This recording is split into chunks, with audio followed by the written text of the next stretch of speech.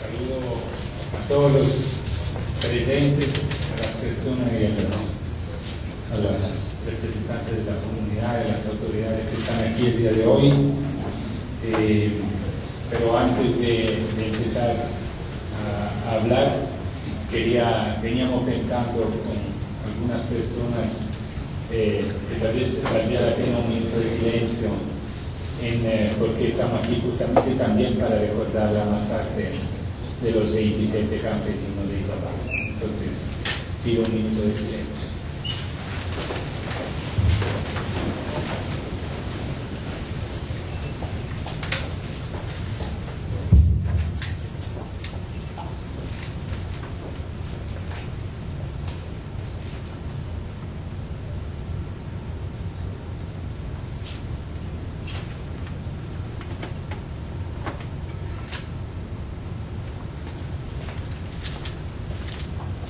Muchísimas gracias.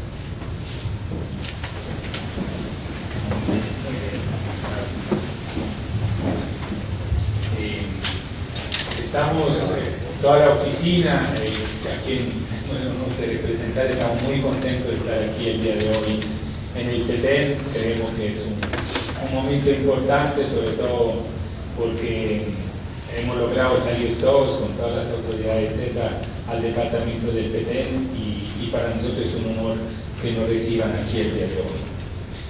En Petén, la violencia está vinculada al crimen organizado y al narcotráfico, a la tenencia ilegal y tráfico de armas largas, a la delincuencia juvenil, al tráfico de centroamericanos, a la trata de personas, al tráfico de ganado y de madera, entre otras actividades ilícitas.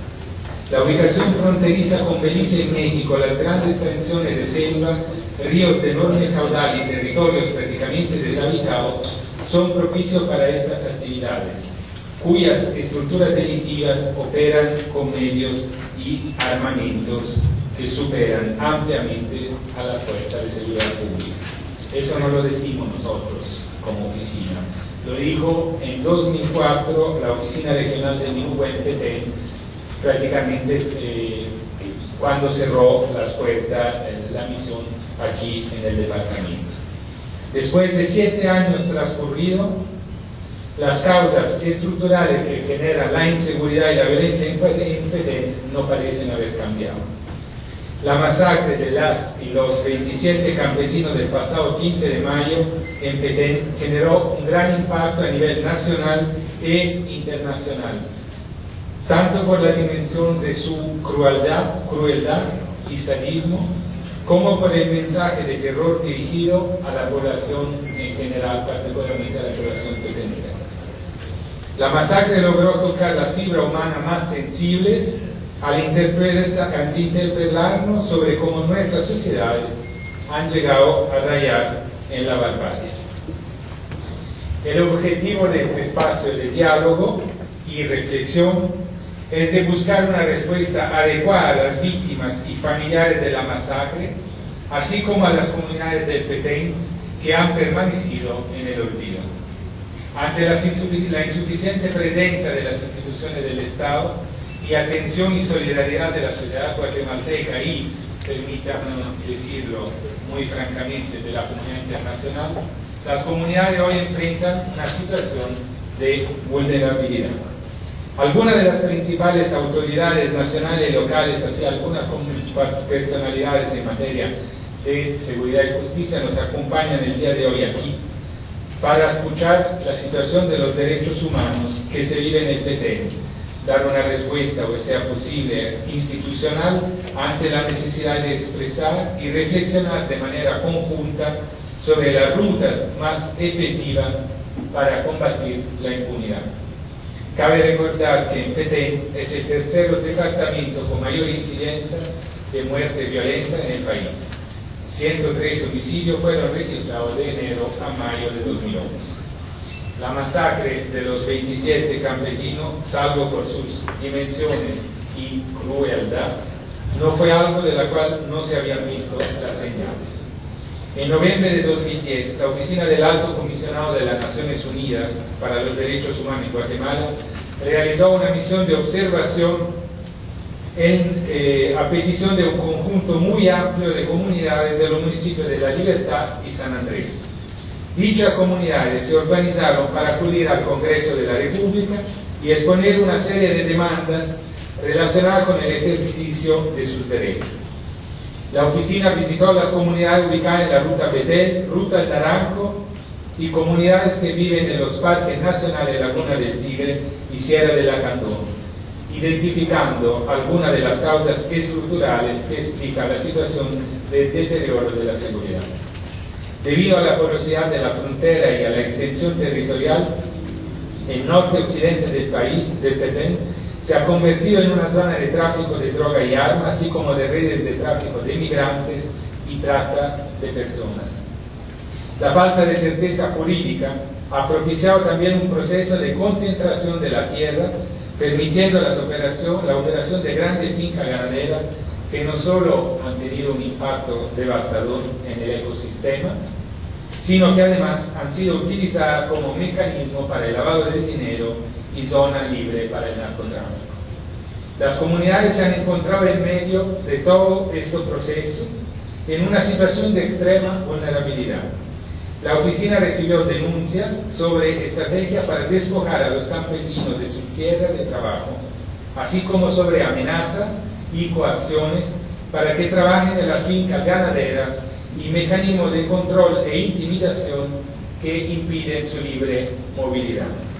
La presencia de las instituciones del Estado, tanto en salud y educación como en seguridad y justicia, es francamente todavía insuficiente para poder cumplir con su obligación de proteger a las comunidades ante la amenaza de acciones de agentes no estatales que menoscaban el ejercicio y goce de sus derechos humanos. Hasta antes de la masacre, la Policía Nacional Civil contaba con no más de 560 elementos trabajando en situaciones precarias y con enorme escasez de recursos. Antes de ese hecho, en todo el municipio de La Libertad, según tenemos información, operaba una sola patrulla de la Policía Nacional Civil. A la situación de inseguridad se debe sumar otros factores como la pobreza, la expansión de los monocultivos, la proyección de grandes proyectos de desarrollo sin la debida participación y consulta de las comunidades, la falta de acceso a la tierra y el cambio climático. La situación se torna aún más crítica para las 52 comunidades que, según información del CONAP, habitan en la Laguna del Tigre y la Sierra de Lacandón, las cuales se encuentran dentro de la reserva de la biosfera maya. Cuando visité personalmente estas comunidades, su principal demanda era que alguien las viera, que las reconociera como comunidades formadas por seres humanos con derechos iguales que el resto de las personas. Además de enorme carencia en cuanto al ejercicio de sus derechos económicos, sociales y culturales, estas comunidades ven restringidos sus derechos políticos, su organización en COCODES y por lo tanto su participación en los espacios de toma de decisión. A lo anterior se suma el temor constante a ser desalojados de sus viviendas y tierra de labor. La oficina conoció el caso del desalojo de 140 familias de la comunidad Centro 1 que hasta el día de hoy siguen viviendo a la orilla de la carretera sin tener ninguna alternativa de ubicación. Como lo demuestra también el Valle del Polochit, la historia, esta historia de desalojo sin derechos se repite. En años recientes el gobierno anunció unas medidas de fortalecimiento de la presencia institucional para recuperar la gobernabilidad en la reserva de la biosfera maya. La oficina reconoce este esfuerzo y llama a que se garantice su sostenibilidad. Sin embargo, debe tomarse en cuenta el riesgo de que las acciones de seguridad se concentren o afecten sensiblemente el eslabón más débil de la cadena y que las medidas dirigidas hacia los asentamientos humanos puedan ser desproporcionales al riesgo que implican para las áreas naturales protegidas. Existe una percepción por parte de algunos sectores de que miembros de las comunidades de las áreas protegidas estarían involucrados en actividades ilícitas. La oficina quisiera subrayar que la comisión de cualquier delito debe ser investigada por el Estado tomando en cuenta la responsabilidad individual de cada persona sin que por ello se pueda criminalizar a toda una comunidad de forma generalizada e indiscriminada. Asimismo, los defensores y defensoras de los derechos humanos en Petén viven en una constante situación de riesgo y vulnerabilidad. En efecto, se ha recibido información sobre casos de asesinatos de líderes comunitarios, como los casos de David Salguero, Jorge Gutiérrez Vázquez, Ramiro Chon, Juan Rax, entre otros, que podrían tener como objetivo limitar sus actividades de defensa de las comunidades, así como casos de amenazas a defensoras y defensores de derechos humanos a un medio ambiente adecuado.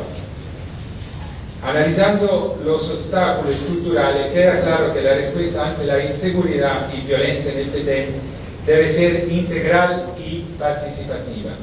En este sentido, el estado de sitio es una respuesta errónea para combatir la criminalidad. Además, esta medida puede tornarse innecesaria. Según lo observado por la oficina en el departamento de Alta Verapaz y el Petén, si bien es cierto que se ha registrado notable avance en cuanto a la reducción de actos delictivos, se hubieran podido alcanzar los mismos aún mejores resultados sin necesidad de acudir a una medida excepcional como el estado de sitio. Fortalecer la presencia de las fuerzas civiles de seguridad pública, planificar e implementar políticas públicas de prevención integral, restringir el uso de armas de fuego y poner en práctica mejores instrumentos de coordinación con el Ministerio Público son medidas que no solo se ajustan a los estándares internacionales de derechos humanos, sino que además resultan más eficaces y económicamente viables en el corto, mediano y largo plazo. La reciente captura de presuntos responsables de violaciones de los derechos humanos, tanto del pasado como del presente, así como los delitos vinculados al crimen organizado, demuestra que cuando hay voluntad política e inteligencia previa, el Ministerio Público y la Policía Nacional Civil tienen toda la capacidad de superar las causas que generan la impunidad y dar el primer paso para llevar justicia también a las víctimas que viven en los rincones más olvidados del país.